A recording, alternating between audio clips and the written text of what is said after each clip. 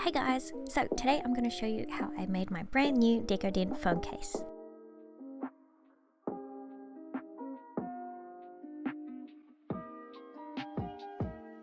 Starting off with all the things you need, first up is some resin pieces. So these are ones that I've made myself, but of course you can buy them on the internet or use like anything you want.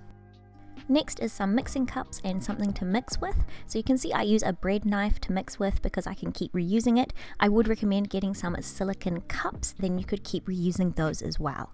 I like using a star tip nozzle to get that real like cake looking icing effect, and I have a disposable piping bag. Again, please get a silicone one, then you can reuse them. This is the silicone that I'm working with this time around, so you might see that it says clear, which means it has no colorant in it. I haven't used this brand before, so it was a little bit different to work with, but I did really enjoy it. I use acrylic paint to color my silicone, so it is adding a water-based product into a solvent-based product, which isn't great. You only need to add a tiny bit of paint, otherwise it will affect the way that it sets. It might not work out very well, but if you're adding a small amount, it should be fine. It's always good to go in with a plan of how you want your phone case to look. So I don't always 100% stick to my design. Sometimes I'll change things last minute, but it's good to know where you're going because depending on the climate, sometimes your silicone sets way faster than other times, which I've had experiences with. So it's good to know where you're heading so you can get everything on there before it sets. I use a silicone mold to hold my phone case in place while I work on it. I definitely recommend that you use something like glue tack or sellotape if you don't have something like this. It's just to hold it steady while you work on it. So now you can see me adding some scratches to my phone case. So this is something I've always seen people do, so I've always done it. I don't know if it makes a huge difference, but the theory is that you are kind of roughing up the surface so that the silicone has something better to grip onto. If it's just gripping onto a smooth surface, then it's more than likely, going to peel off, whereas if it has some ridges, it could hold on better. I'm now going to divide my silicone into two containers. This is so I can make two colors and have like an ombre effect going on. I will mention, of course, to get your silicone out of the tube, you need a corking gun. So they will sell that next to all of the tubes of stuff. They're not super dear and it's like an investment. You will use it over and over. One day you might even use it for your house, like for what it's intended for. But aside from that, there's no real easy way to get it out of the tube unless you have one of those. Now I'm going to color my silicone with the acrylic paint. Please notice what a tiny little amount of paint I'm using and the payoff that I get for it. So that tiny amount of paint does go a long way. I will mention this clear based silicone is going to give me like a different effect. You can buy white silicone, and if you were to color that, the color would be, more solid, whereas this is definitely like a translucent jelly kind of effect, which I'm super into. Both kinds are definitely amazing. Like the white silicone does remind me more of frosting, whereas this kind of reminds me of like those jelly sandals from the 90s, which we love. So really it's up to you to use whatever you want, or like me, you just make yourself a new phone case every so often and you get to play around with all of the options. So you can see the silicone really holds its shape pretty well. So that was all of the purple silicone I had on my knife, and I'm just like scraping it into my piping bag off camera because whoops, yay, I suck at tutorials. So I'm doing the first color that I want at the top of my cell phone case first, and then I'm going in with the color that I want at the bottom of my cell phone case second. I guess it depends how you start piping. I'm going to start piping at the top, so that's how to do this kind of top to bottom ombre effect.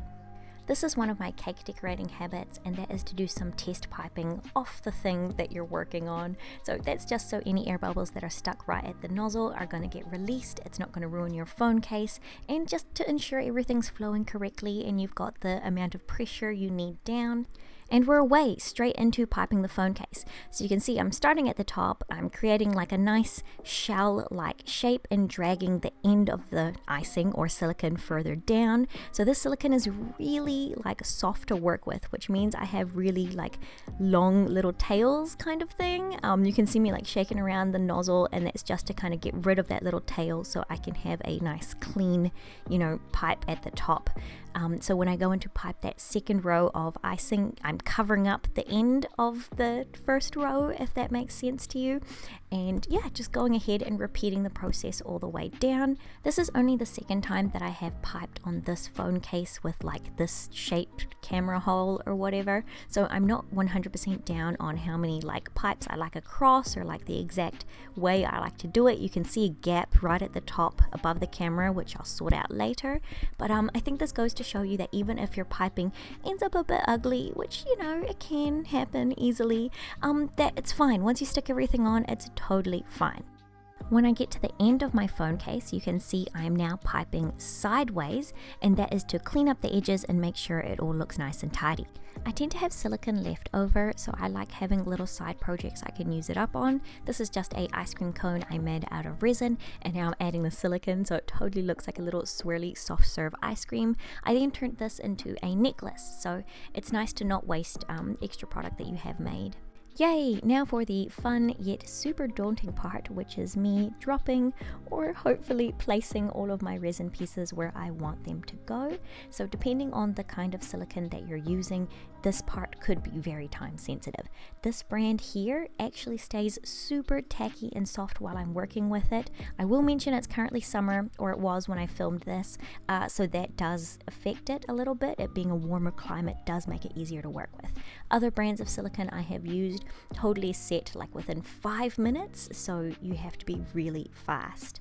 I will mention quickly that it's a good idea to go ahead and place your biggest pieces first. I think getting the spacing down on those, it's kind of like the best to do that first, and then you can go in with all of your little small pieces around them and do any changes you might need to do.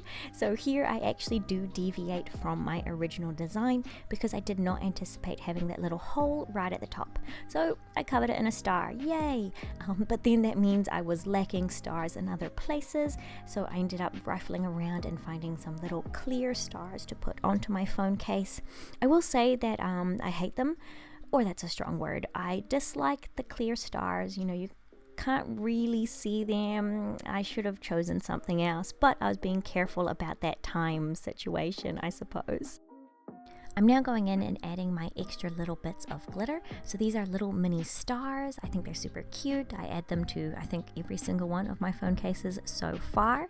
It is important that you kind of squish these pretty deep into the silicone. If you can see, I'm like placing them and then I'm like poking them in deeper because otherwise they do flake off super easily. So I'm also adding some little like pink bits of glitter stars, I guess, and it's the same theory. You do need to get them in quite deep, otherwise they will flake off real easy.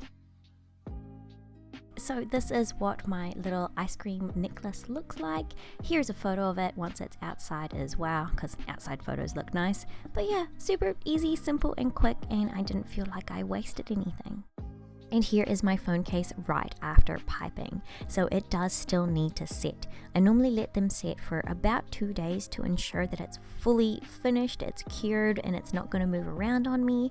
I keep them underneath a container just to stop any bits of fuzz or dirt landing and being forever stuck in my cute phone case. And a couple of days later, here is my fully set cell phone case. Now to change out my old phone case. You can see he's a little bit worse for wear and was even like peeling apart at the top. I had this one for maybe a good 3 months. They do last quite a long while. But yes, yay, here I am adding on my nice new phone case. Oh my gosh, I love how the black looks on the blue. I was going for like the space vibe. It was for university, so it was kind of me starting a new adventure in life. That's how I looked at it anyways. And so I really like the black because that kind of reminds me of space as well, just like the forever, never-ending blackness. But yeah, that's it. Yay! Thank you so much for watching my tutorial. I hope you may have enjoyed it, and hopefully you picked up some good tips or tricks to help yourself in making a phone case. If you make anything cute, oh my gosh, please share it with me. You know, I'm super into that, just through Instagram or whatever. But yeah, that's it guys. Thanks a lot for watching, and hopefully I'll see you next time. Bye!